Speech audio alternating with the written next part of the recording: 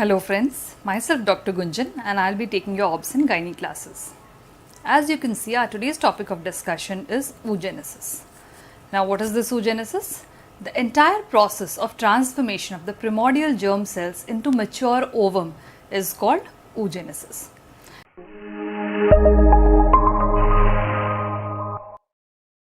Now let us see, when does this begin? It begins in the intrauterine life. Mind you, this is in contrast to the spermatogenesis, which starts only at puberty. Now before beginning the process of oogenesis, I would like to discuss the two types of cell division with you. The first one is mitosis. In mitosis, there is cell multiplication, but the nuclear material remains as such. Whereas in meiosis, there is reduction of the nuclear material and multiplication of the cells occur. Now meiosis has got two parts, meiosis I and meiosis II. In meiosis I, the actual reduction division occurs, whereas in meiosis II, there is multiplication of the cells. Now this meiosis has got different phases: prophase, metaphase, anaphase, telophase and cytokinesis. Now this prophase has again got different stages. Now what are the stages? Leptotene, zygotene, pachytene, diplotene and dikinesis. Now with this basic knowledge, let us begin the process of oogenesis. So the primordial germ cells undergo rapid mitotic division to form Oogonia, and since it is a mitotic division, the nuclear material remains as such, and that is 46XX. Now few of this Oogonia, they enter the prophase of first meiotic division, and these are called primary oocyte. Here also the nuclear material remains as such, and it is 46XX. Now this primary oocyte, it gets arrested in the diplotene stage of the prophase of first meiotic division, and this is till puberty. So till puberty, the primary oocyte remains arrested in the diplotene stage of the prophase of first meiotic division, and this resting stage is also called dictyate stage. Dictyate stage. This is the resting stage at the end of the diplotene. Now this primary oocyte, it gets surrounded by granulosa cells present in the cortex and theca cells present in the medulla of the ovary. Granulosa cells in the cortex and theca cells in the medulla of the ovary. And this entire structure is called primordial follicle. So if this is a primary oocyte, it gets surrounded by the follicular cells, that is the granulosa cells and the theca cells, and this entire structure is called a primordial follicle. Now this primary oocyte, as we said, that till puberty it remains arrested in the diplotene stage of prophase. So what happens at puberty? At puberty, the hypothalamus gets activated. Now this hypothalamus, it releases a hormone GnRH, that is the gonadotropin releasing hormone, in a pulsatile fashion.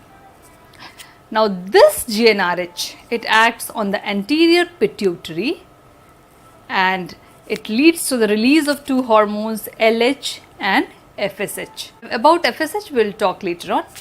Now this LH, once it is released from the anterior pituitary, it starts to rise and ultimately there is LH surge, and this LH surge stimulates the meiosis I to resume and complete.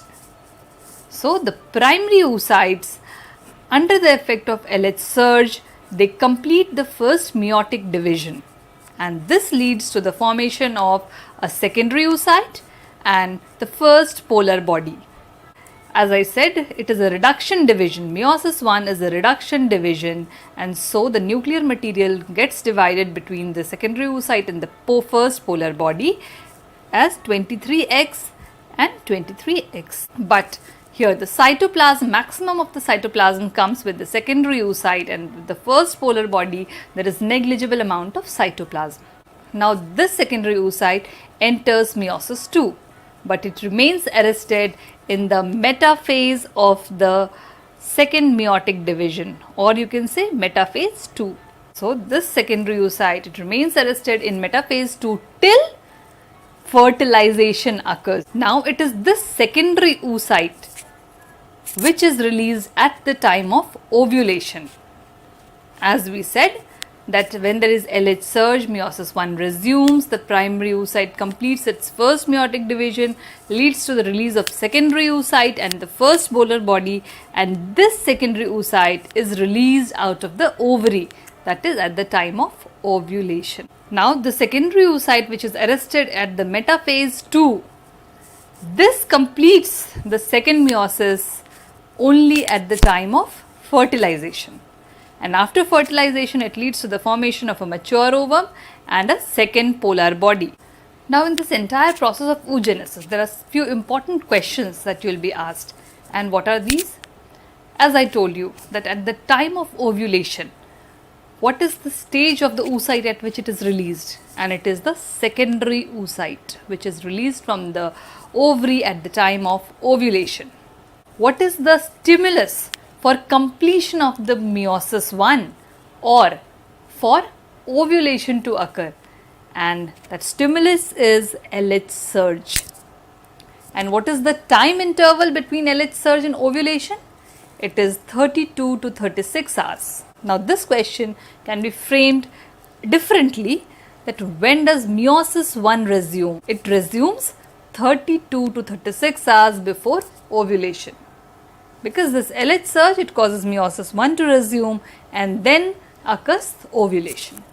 As we told, at the time of ovulation, there is formation of one secondary oocyte and the first polar body.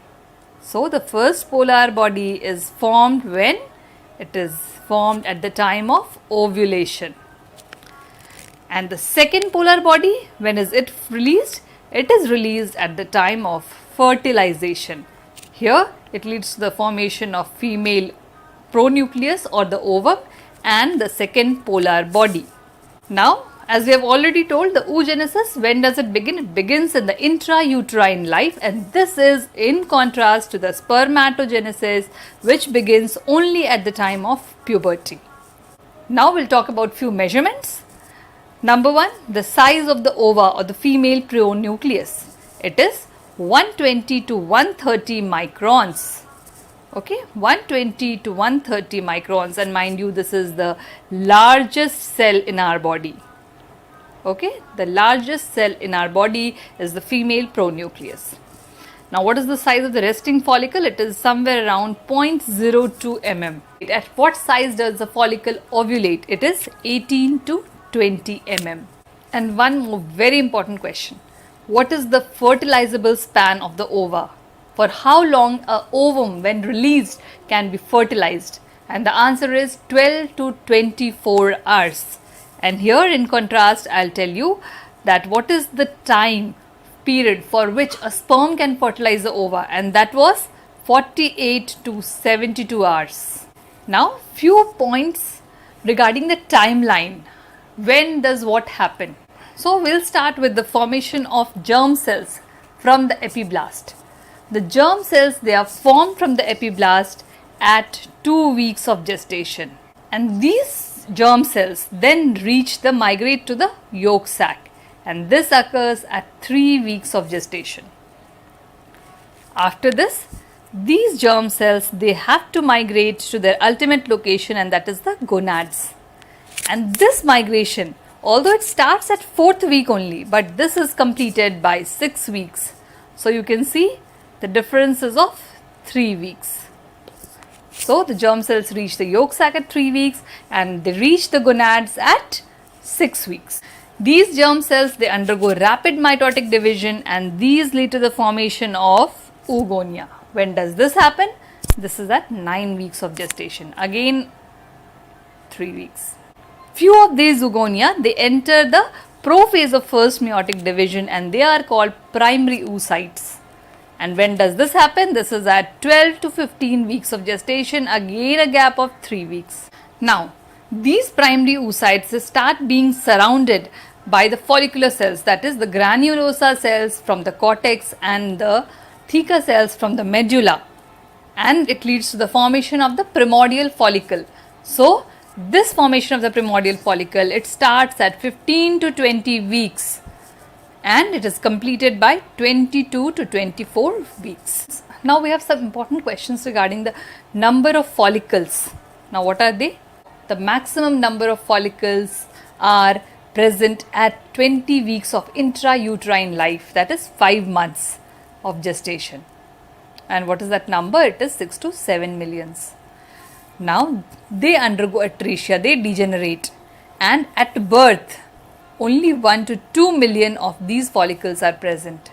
At birth, I repeat it again, there are 2 million follicles. They keep on degenerating so that by puberty, only 4 to 5 lakhs of this follicle are left. And in the entire lifetime of female, around 400 to 500 of these follicles, they mature and rest degenerate. And what is the rate of this degeneration? Every month, around 1000 of these follicles are being degenerated. So with this, we come to an end of oogenesis. Thank you.